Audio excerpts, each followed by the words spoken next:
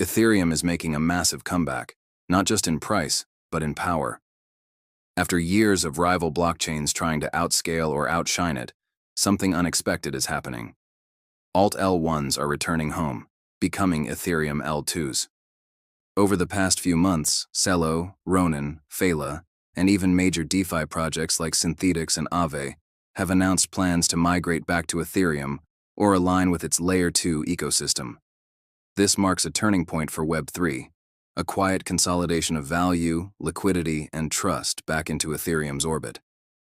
Just a year ago, critics said Ethereum's extractive Layer 2 roadmap was unsustainable. Then Celo, a once prominent mobile payments blockchain, quietly shut down its validator network to become an Ethereum L2. That single move saved them $7 million a year in operational costs. Soon after, Ronin, the gaming chain behind Axie Infinity, announced plans to rejoin Ethereum by 2026. And Synthetix, one of DeFi's oldest and most respected projects, made headlines when it decided to shut down its L2 versions and move liquidity back to the mainnet. Why? Because despite years of expansion, 86% of Aave's and Synthetix's revenue still comes from Ethereum's L1. The numbers tell the story. Ethereum still holds 7 times more total value locked than its nearest competitor.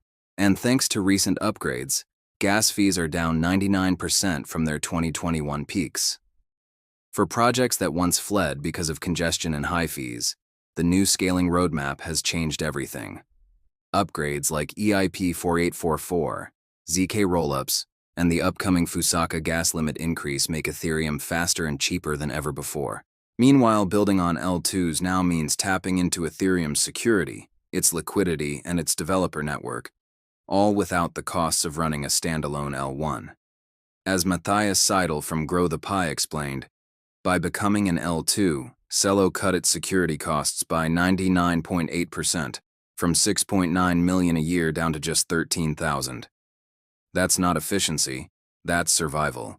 For projects like Synthetix, the return to mainnet isn't just nostalgic, it's strategic. Their new perpetual trading DEX aims to attract serious liquidity providers who never fully embraced L2s, partly due to bridge risks and fragmented liquidity. Founder Kane Warwick admits, "Whales never really moved to L2s. I never moved more than 5% of my holdings, not because of fees, but because of security."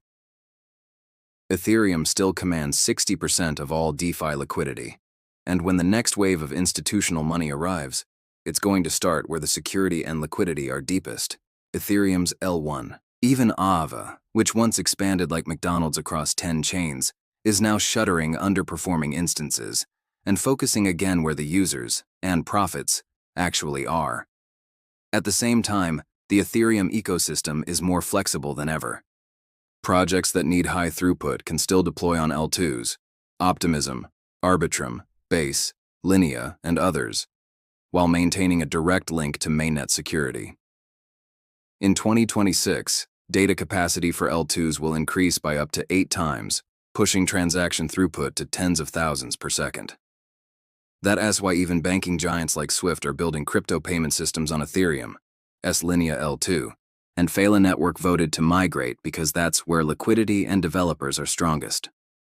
As Sky Mavis co-founder Jeffrey Zerlin puts it, all EVM L1s are future L2s, meaning, eventually, everything comes back to Ethereum.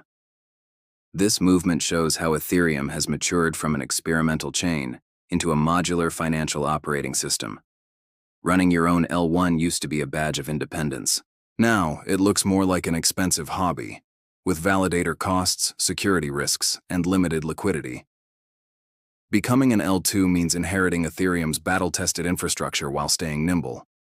And for Ethereum, each new L2 adds volume, users, and network effects, creating a positive-sum flywheel that rivals can't replicate. Even the few projects that left, like Sorare moving to Solana, still built EVM-compatible chains, meaning Ethereum's reach continues to grow whether you stay or leave. After years of competition, fragmentation, and scaling wars, the crypto ecosystem is quietly converging again. Ethereum isn't just surviving, it's becoming the center of gravity for global DeFi. As L1s transform into L2s and L2s merge back into mainnet, the message is clear. Ethereum isn't just where DeFi started, it's where it's coming home. If you found this breakdown valuable, hit that like, subscribe, and stay tuned for more deep dives into the economics shaping the next generation of crypto.